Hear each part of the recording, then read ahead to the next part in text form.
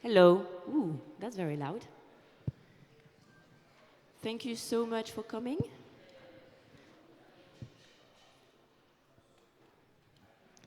Good. We're going to start now.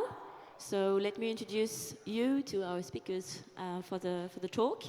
We have Rani Jabban on my left-hand side. He is the managing director of Arab Bank Switzerland. AB has started entering the crypto space back in 2019 with crypto custody and trading solutions. And they've been a patron of the art for decades. They also entered the NFT, the digital art space, back in 2022 with both a collection and an art prize. The second winner for the second edition of the prize was announced yesterday on the main stage.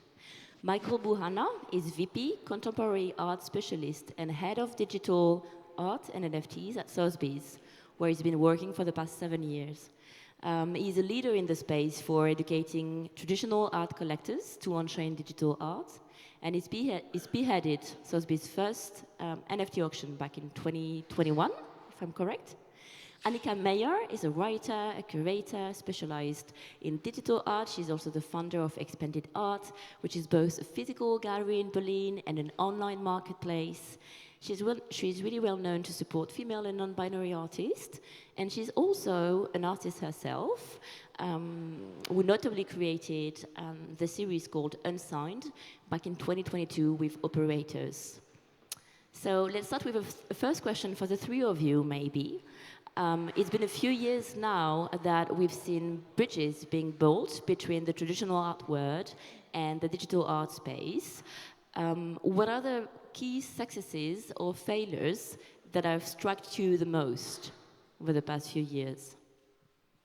I can start. So, the key successes that we had is that we brought clients, our private banking clients, into this space. We have a few who started collecting.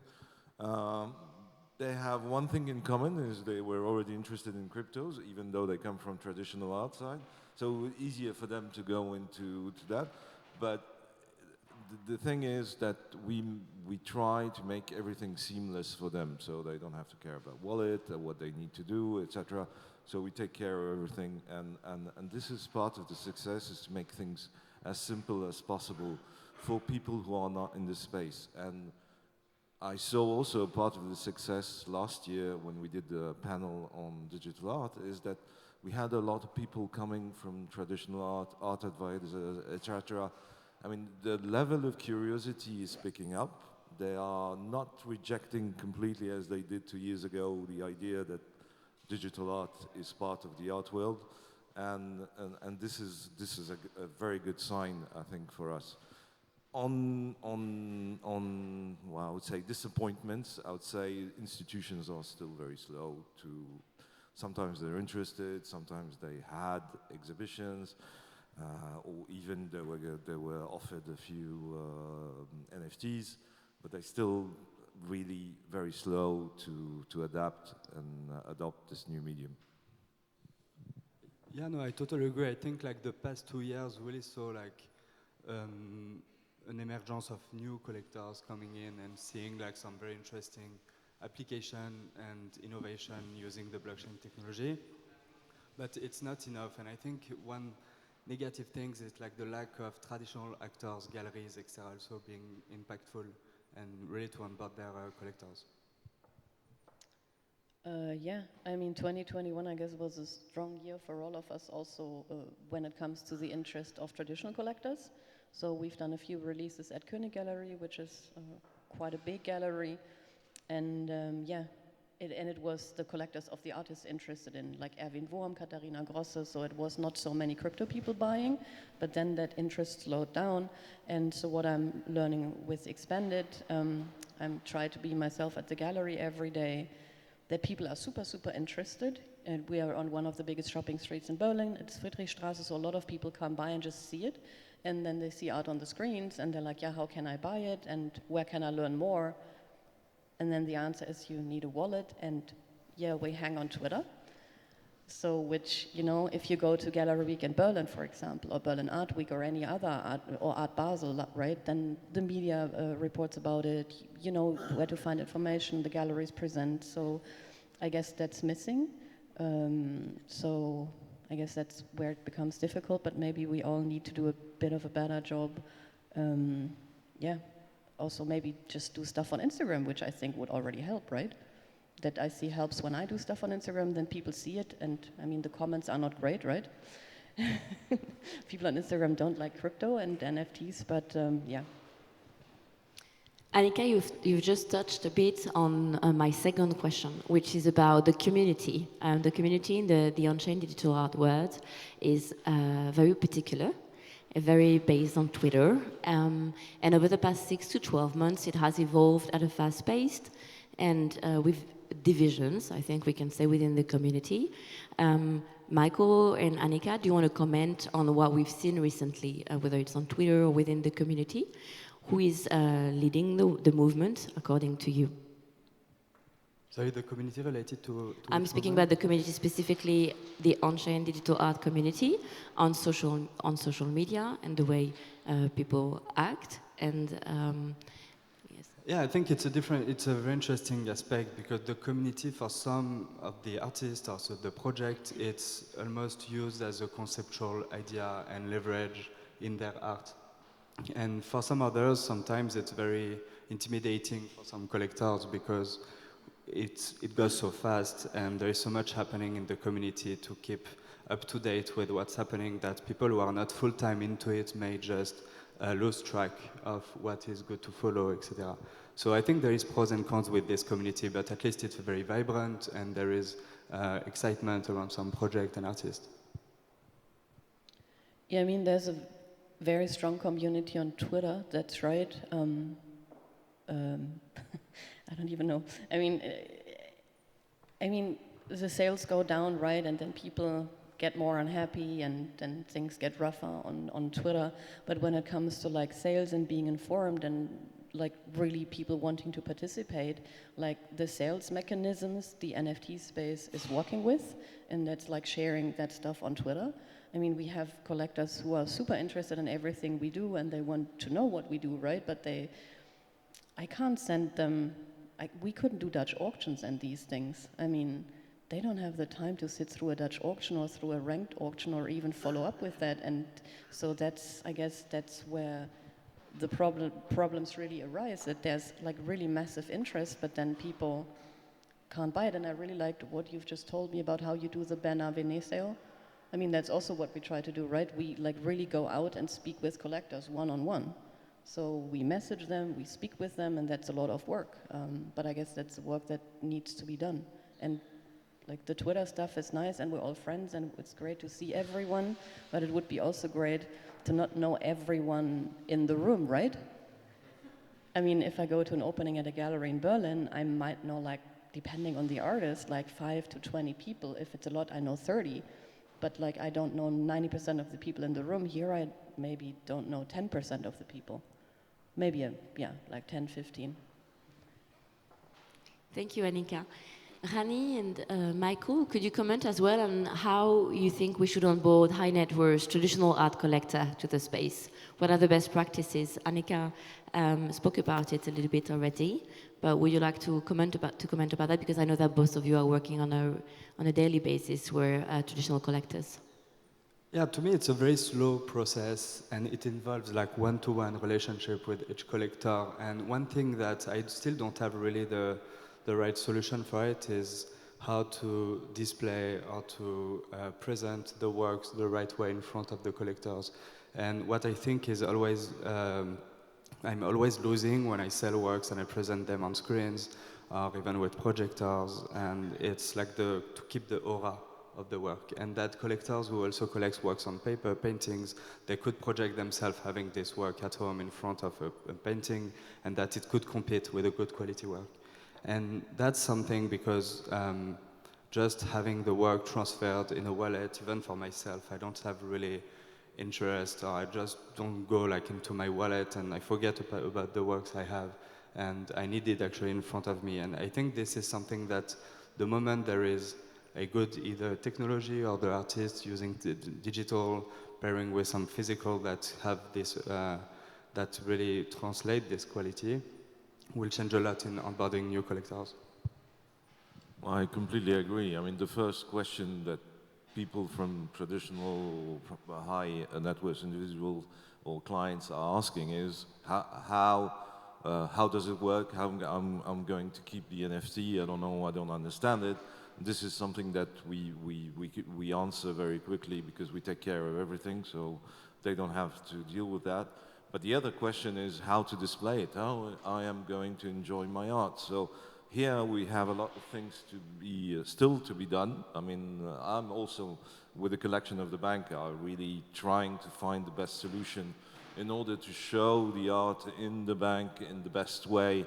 So it's about just having to be very demanding about the display and how the artists are displayed, in which context they are, because it's very important. It's the first, it's the first contact for people who don't know digital art. It's how it is displayed, how they can see it. I mean, showing them on an iPhone screen or on a computer screen doesn't work. They don't have that connection. The bigger the display, the better the environment is. And here they can get the connection to it, and they understand the value of digital art, I mean, compared to traditional art, for example. The other thing is the history, the affiliation of the artist with the legacy of art before. And here comes actually the galleries, the curators like Anika, and it's about telling a story and how and make people understand the context of the artworks, and this is very important, I think, for them. Yeah, a question maybe for Michael and Anika next. We've seen museums and galleries entering the digital art space little by little in different ways, with different techniques. Can you comment on the different ways you've seen some of those actors entering the digital art space? We didn't see many galleries. You mean traditional galleries? Museum and traditional galleries, yes. Yeah, I think there hasn't been a lot, but obviously I think as soon NFT became so popular or like was polarizing the art world, many actors were wondering like, okay, what should we do with it? Maybe 98% of the actors decided that they don't know enough about it. It's too intense and they have already a successful business, so they don't need to venture into it. But then there is some interesting actors like Pace Gallery being very early actually in using, because they've been also very involved with digital art before NFTs and traditional digital artists. And then there is what I find interesting is how the museum entered into the space, and we see, like, for example, the US museums who are maybe sometimes more commercial in the way they proceed and maybe less long-term, where they actually, the LACMA, for example, they acquired a long list of the top popular artists, generative artists. They didn't acquire them, actually, they accepted a donation, which is different. And then you have Pompidou, who came with a very smart curation, trying to tell a story, not like sometimes the most commercial names, but at least like providing some education to their visitors. And I think that tells a lot also on the mentality of some like the French Museum, who've also in their politic of acquisition through the past decades been very much more long-term rather than US museums. But even anyway, it's everything. I think it's good to take because there is need for support. But I think we see some more impact from certain museums than others, and that will convert into a better adoption of traditional collectors. Yeah, it's also a way for museums, I see the one that I'm working with at least, to bring new people in the museum because they've lost so many traction during COVID, and it's really hard for them to literally sell tickets. So Anika, do you want to answer the question as well about museums and galleries? Yeah, I mean, I highly recommend staying for the next panel, which is going to be exactly about this topic. But to answer your question, I mean, in the German-speaking region, we have 3 very strong museums. We have ZKM, Center for Media Arts in Karlsruhe, who started collecting very early because they had a team member who was interested in blockchain early. He claimed punks for them and bought a lot of art on art blocks. Then we have Julia from Francisco Carolinum in Linz, They are also lucky they have a museum director. He was in Leipzig before, director of the museum. We've done exhibitions there. I curated museum shows there. So that's also a museum director who was super interested in digital art before and then just, got into NFTs as well. And then with Julia, he now has a really strong curator who is part of the NFT space since 2018. So it's the museum with the first curator for the metaverse, but she's also curating exhibitions in real life. And then House of Electronic Arts in Basel, also very traditional digital art background. And now we have the Musée d'Orsay that has, with Constance is here, which has done a brilliant project with Agoria, very well visited, and also DJ set, which I sadly missed.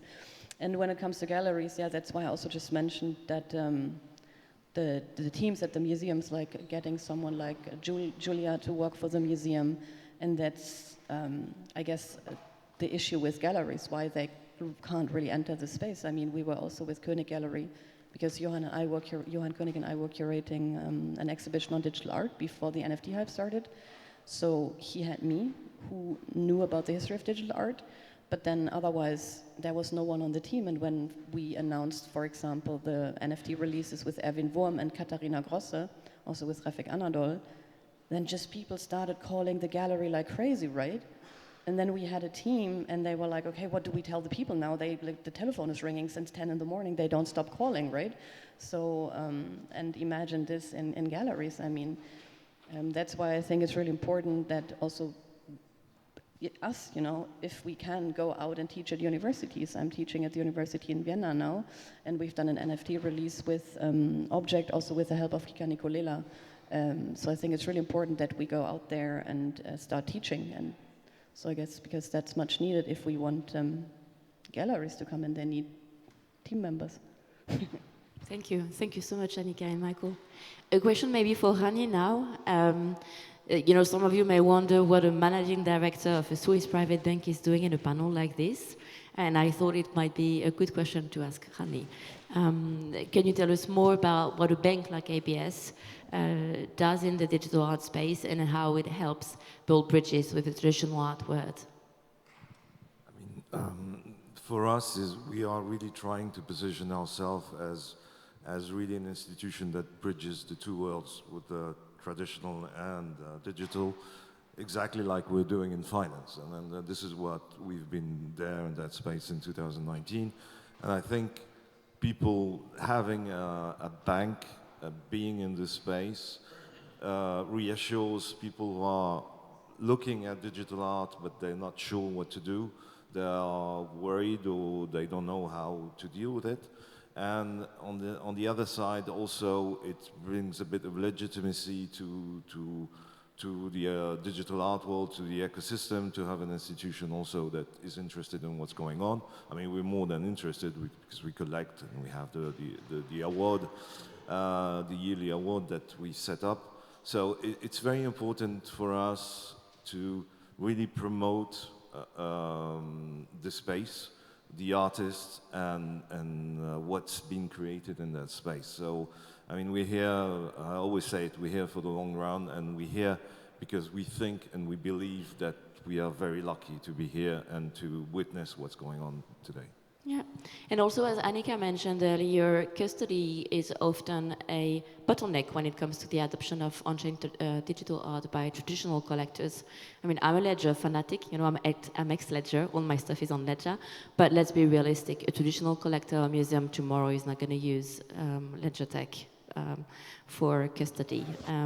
So having banks like ABS and other banks in other countries is key in the adoption of digital art by traditional players. Maybe a last question before we open the floor to the audience. For the three of you, what trends are you expecting to see in the next few years? Which will lead traditional players to enter the digital art world, or vice versa, which will lead digital actors to enter the traditional space? Oh yeah, I can start. I think what we're going to see, I mean, I just say something, please don't come to me in 2 years and say I was wrong. So what I'm expecting to happen is, because right now we see artists moving from platform to platform, right? And they don't know what happens next month. like collectors don't know what happens for the rest of the year. So if we start working with an artist, or just, you know, not even representing, but just start showing his work, collectors are like, so do you continue working with the artist? What's the plan for the rest of the year? So, and so on, right? So I guess also artists are slowly learning that they want more stability, because I think it's absolutely not cool not knowing if you can pay your rent next month. And so yeah, I think we'll see more artists, maybe also even platforms start representing artists, because it can't be that one platform puts in a lot of money into one artist and then the artist moves on to the next platform, puts in a lot of money into the artist, and then the next platform comes. So, I mean, we've lost so many already on the way, artists and platforms, and why is that? Very low percentages for galleries. No one dares to be like 50%. If we do a show, there's no way around that we do 50%, because otherwise we lose money to begin with.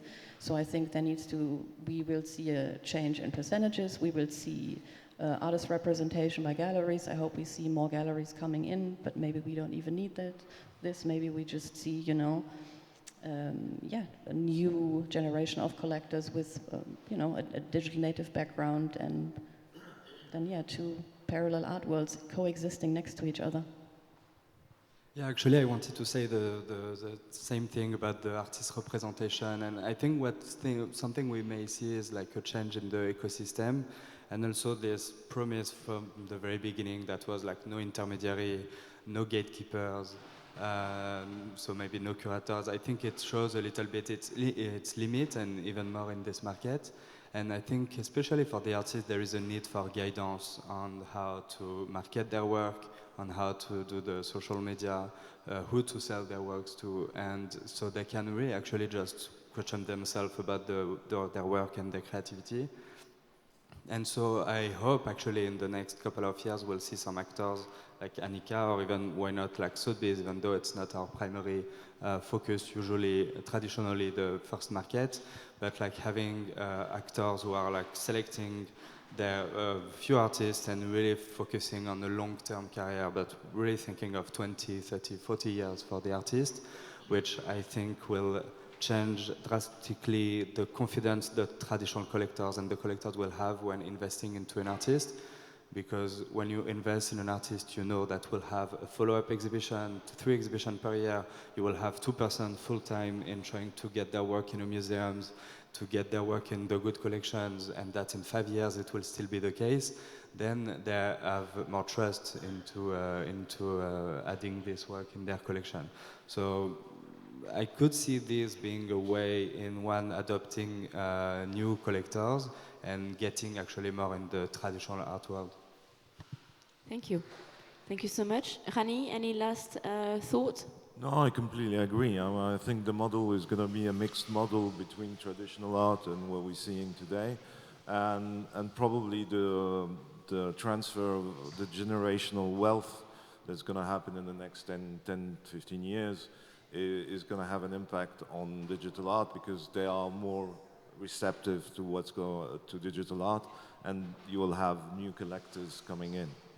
Yeah, Rani touched about something that I don't know if it's well known in the digital art space, which we call in private banking the great transfer of wealth. It's basically happening right now, and it's the biggest transfer of wealth from one generation to another that ever happened in history. Why? Because all our parents right now are, I'm sorry to say so, but about to buy. And when the money will be transferred to our generation, as collectors, we collect very, very differently from them, basically. Do we have any questions from the audience? Yes. Thank you. I have a question basically for all of you, because I also come from traditional art world for a very long time and then switched to digital. But what we've been seeing is this boom and the narrative of NFTs, of disrupting the art world, of making everything completely different, of doing just like crashing the art world.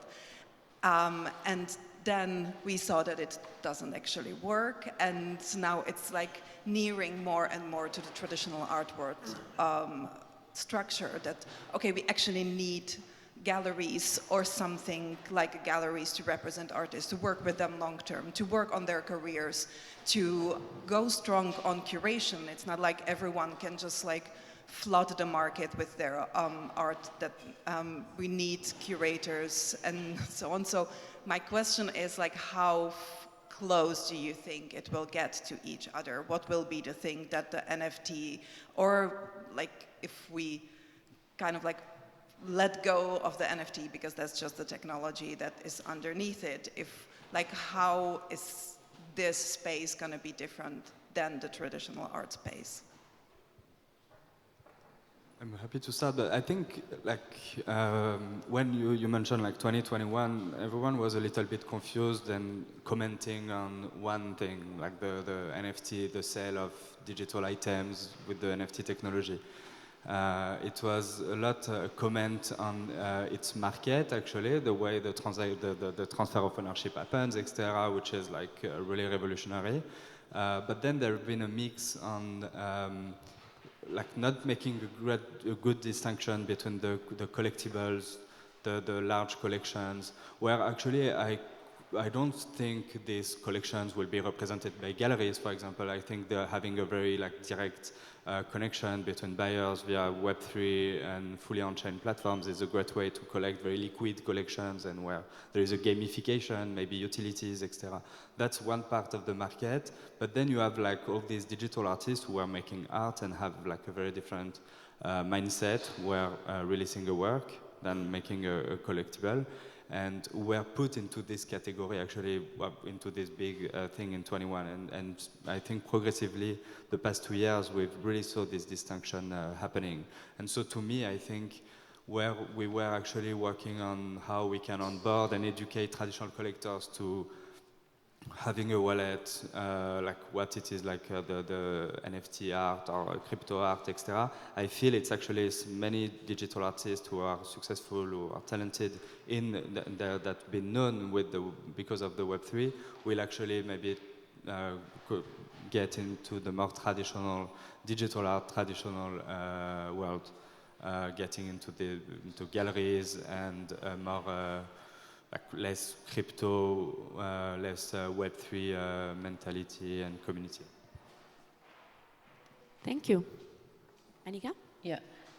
So I guess it hasn't been that different from the beginning, right? I mean, there's these open platforms artists can just sell their work to, but then instead of having a gallerist or, I don't know, some art advisor being in touch with the collector, it has been the artist. And then at some point they started getting desperate. They also started understanding they can't just publish work and then it just goes somewhere or flies off the shelves, right? So artists or platforms started doing these allow lists or white lists, but that's actually no different from what the traditional art world does, and they are not aware.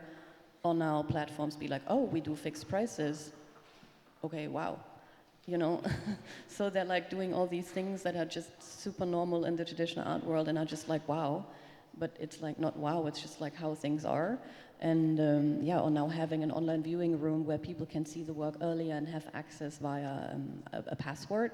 That's just like what are like online viewing rooms. I mean, that's just what galleries do. I guess the issue is that people in the NFT space, which is great, that they just learn it. But I think it's also important that maybe all of us do a better job in like explaining this to people, right? Why do we do this, instead of then people maybe being angry, why is it fixed price? Why, you know, does it go to this and that person? Why don't I have early access? Yeah, why don't you have early access? Because this person has bought from every single exhibition of ours. Of course, this is a person I go to first. And then I'm like, hey, dude, can you please make a decision now? Because I'm waiting for you, because you've bought from every exhibition. I want you to be able to select first.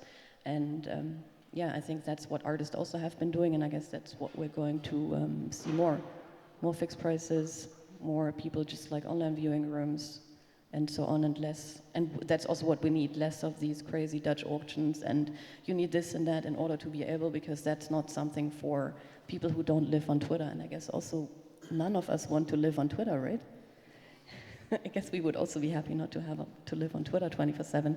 Yeah, that's a pretty fair point. Do we have any other questions from the audience?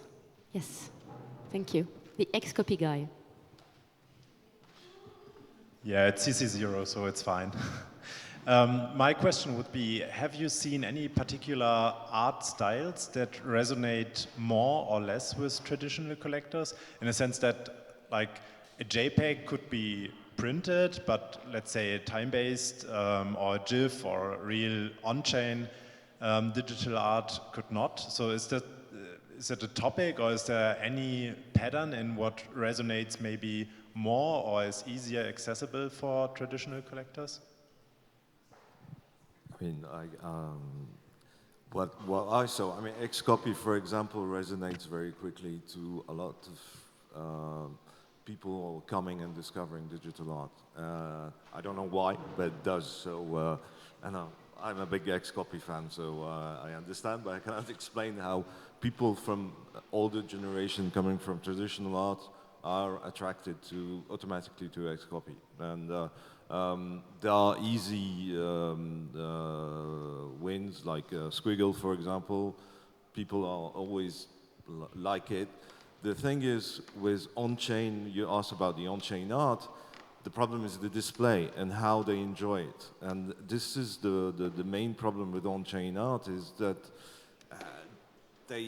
they're fascinated by it when you tell the story, how it's done, and how the mechanism of it, but they don't feel that they can relate to it or they can enjoy it as what is more like a GIF or JPEG or whatever. Yeah, no, I think there is no rule of what type of art a traditional collector would be appealed to, and one thing that is very important, and like it's that it really tells a story. And when they go into this process of acquiring a work, they also think of how they will communicate that to their friends when they visit, and they will have to tell the story of that work. And one thing I find something a bit lacking in some of the art we see, it's sometimes not radical enough, the art we see. Contemporary art is really like a competition of how radical you need to be in order to innovate, in order to do something that never done before, and in order to be noticed, actually, because there is a lot of competition. And sometimes I find a little bit, and that's maybe because of the community and because it needs somehow sometimes to be a bit polished on Twitter and to not get into drama, etc. But sometimes I feel like some controversy around art is sometimes the purpose actually of it, to drive discussions, and that's something I'm a bit missing, and that I still see in contemporary art. And for what I think like traditional collectors are also interested in seeing. Thank you. Do we have any other questions? Yes, please. Thank you.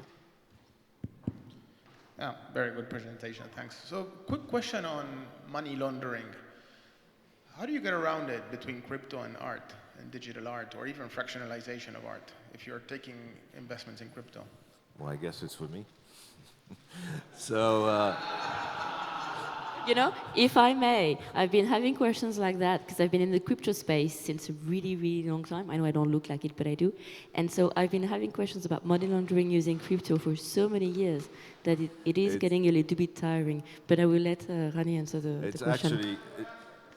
It's okay, it's a fair question. It's actually much easier on the blockchain than it is off-chain. And that's what I explained. And when we started in 2019, obviously there was the first questions from the regulators, from people at the bank, from my board, etc. And the thing is that today we have the tools to control. If you have the knowledge how the blockchain works, who are the actors in it, and you have the tools to be able, like chain analysis, like CoinFirm, like CoreChain, you can go and they do score all the wallets.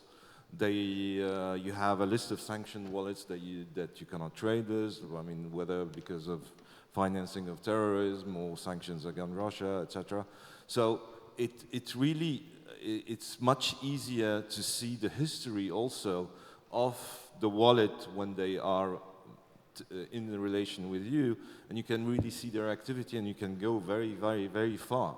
I mean, on-chain, if you did something illicit 10 years ago, we can see it. So it's actually great for a compliance officer to have these tools, and and talking about digital art, I mean, traditional art has always also been very suspicious because lack of transparency. With digital art, we don't have the same thing. Obviously, when we go and buy an NFT, we don't know who's the seller, but we know the score and his history and what happened. So if we are okay with it, if there is no interaction with any sanctioned address, with bad scores, then we can buy the NFT and we don't need to know who's really selling. Obviously, in an ideal world, you should know who's the seller, but I mean, we have to adapt to the norms and the codes of the space, and this is what we did. And it's much easier and much more transparent with the blockchain than it is outside. Yeah, the easiest way for money laundering has always been, and will always be, cash. That's the reason why so many countries are reducing the amount of cash that they're distributing. Do we have any other questions from the audience? Yes, thank you. Do you think there is a business model for physical galleries, purely physical galleries, when it comes to selling NFTs? Anika, maybe? Yes, I mean, the question is why not, right? I mean, depends on the artist you're working with, I guess. And I guess it will be the same as with every artist you work with. You need to build up the artist as a gallery, right? That's also, I mean, we represent the estate of Herbert W. Franke, pioneer of early computer art, started, you know, working with art technology in the 50s. And if we wouldn't represent the artist, I mean, we wouldn't have made the sales we made over the past years. We made 1 million last year with an NFT release. That wouldn't have been possible with us working together since like 2 years and slowly building this up. So I guess it would be really great to see physical galleries. And I mean, the thing is not NFT, it's just like digital art, right? And there's a lot of big galleries representing big digital artists, John Reffman, Sprüt Magas, Xiao Fei, Sprüt Magas, right? I mean, there's many big galleries working with digital artists, Refik Anadol, for example. So yes, I think that's really important. And about the money laundering thing, I mean, we're based in Germany with the company. At this point, collectors are used to that they have to leave their name and their data. We need to know where the buyers are located. And it's really, I mean, what people don't see, what I spend most of my time with, is discussing these things with the tax office through our tax lawyers. So we're now on 2021, and there were no rules and stuff. So our tax lawyers wrote a really long paper to the tax office. They had to read everything. And the tax office was like, oh, you sold to all these, because we made like a lot of sales in 2021, right? And then they were like, oh, that's great, you sold to all these countries like Spain and here and there, right? And if you like sell physical art, you need to show the proof of shipping. And then they were like, oh, great, so you sold this to Spain, so can we see the proof of shipping, please? And we were like, okay, great, so this is on the blockchain. So, okay, great, so can you explain how this works? Where are the servers? Oh, okay. So, and this went on and on and on, right? So I guess also crypto people will make these experiences when they start in 2020. You know, it's going to be fun for a lot of you. I'm actually telling this story. I had the same thing with my CFO, the Chief Financial Officer. He comes to me and said, I don't have the bills of all the NFTs that you bought. I said, well, it's all on chain. And we bought it. Well, I need paper to prove it. Okay. Here we are. True. Okay, I think we're good with time. So it's going to be the next panel now. You have amazing speakers as well on the next panel. I hope you will enjoy it. Thank you so much for your time, to all of you, for listening.